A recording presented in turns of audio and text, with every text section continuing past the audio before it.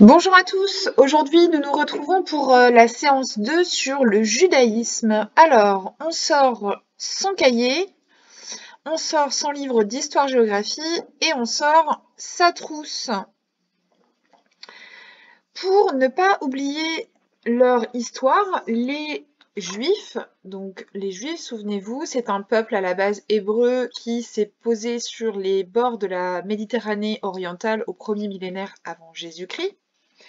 Donc pour ne pas oublier leur histoire, les Juifs écrivent la Bible qui raconte l'origine du monde, l'histoire des premiers Hébreux, leur exil et leur installation en terre promise.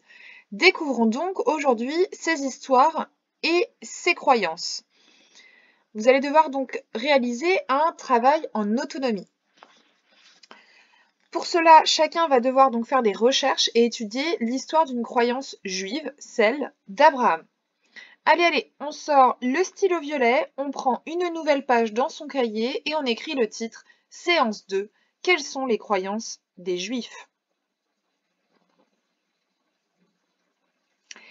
Mets en pause la vidéo et télécharge la fiche activité 2. Si tu peux l'imprimer, colle-la en dessous du titre, c'est l'idéal. Puis tu lis les consignes seul et ensuite tu relances la vidéo.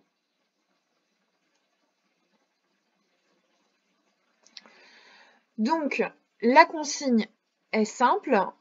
Pour écrire un récit sur l'une des croyances juives, tu dois étudier les documents 1 et 2, page 114, document 1 ici, cette carte, et document 2, page 114, ici ce texte, et répondre aux questions par des phrases construites sur ton cahier. Première question, présenter le document 2 avec la méthode étudiée.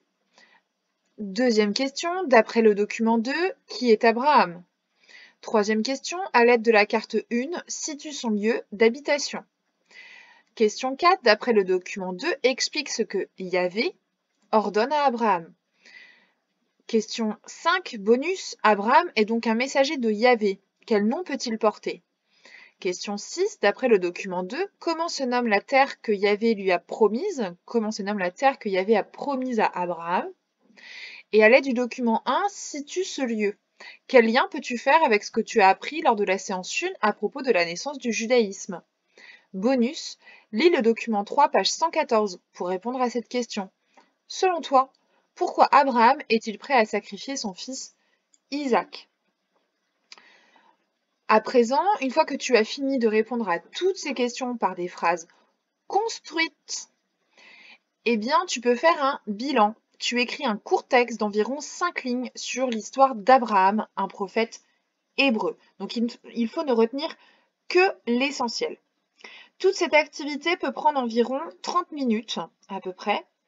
Et une fois que le travail est terminé, tu dois vérifier que tu as bien défini le mot important, un prophète. Tu peux noter donc la définition en rouge à la suite du bilan. Ensuite, tu penses à compléter la fiche séquence, c'est-à-dire le petit 4 sur la carte, et la partie méthode, je sais présenter un document. Pense bien à noter un exemple. Et ensuite, le bilan de la fiche activité 2 est à déposer sur Illico au plus tard pour le jeudi 19 mars. Voilà, eh bien écoute, je te souhaite bon courage et à bientôt!